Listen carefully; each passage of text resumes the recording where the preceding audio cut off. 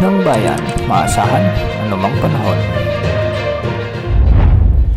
Magandang oras po sa ating lahat. Narito ang update sa lagay ng panahon ngayon at sa susunod na 24 oras. Sa kasalukuyan ay may makakapal na kaulapan pa rin sa bahagi ng Visayas at ilang bahagi ng Southern Luzon at Mindanao. Ito ay dulot ng southwest monsoon o habagat. Dahil nga dito sa habagat na to, asahan ng maulap na kalangitan na may mga kalat-kalat na pagulan at pagkidlat-pagkulog sa bahagi ng Metro Manila, Mimaropa, Cavite, Batangas at Antique.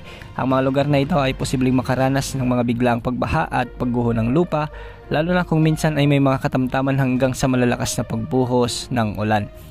Dahil pa rin sa southwest monsoon, asahan din ang bahagyang maulap na kalangitan na may mga kalat-kalat na pag-ulan at pagkidlat-pagkulog sa bahagi ng Bicol region, sa natitirang bahagi ng Calabarzon at Visayas.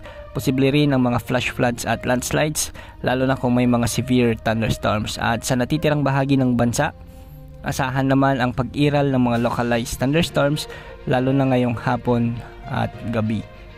Dahil nga sa mga localized thunderstorms, may mga inaasahang pag-ulan ngayon sa may Ilocos region, Cagayan Valley, Central Luzon, ilang bahagi ng Cordillera Administrative Region. At sa Mindanao naman, may mga pag-ulan din sa may Northern Mindanao, Zamboanga Peninsula, BARMM, Soc-Sargen at sa may Davao Region. Ang mga lugar na ito ay posibleng makaranas ng minsay malalakas sa pagbuhos ng ulan na siyang posibleng magdulot ng mga flash floods at landslides. Samantala, ang bagyong lamang binabantayan natin sa labas ng ating area of responsibility na si Typhoon Shanshan ay patuloy na lumalapit sa may southern Japan.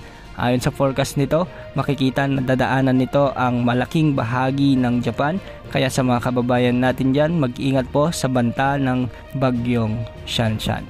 Sa ngayon, wala ring nakataas na gale warning sa mga karagatang sakop ng ating bansa at wala rin tayong namomonitor na bagong posibleng bagyo na posibleng pumasok o makaapekto sa ating kalupaan sa susunod na 3 hanggang 5 araw.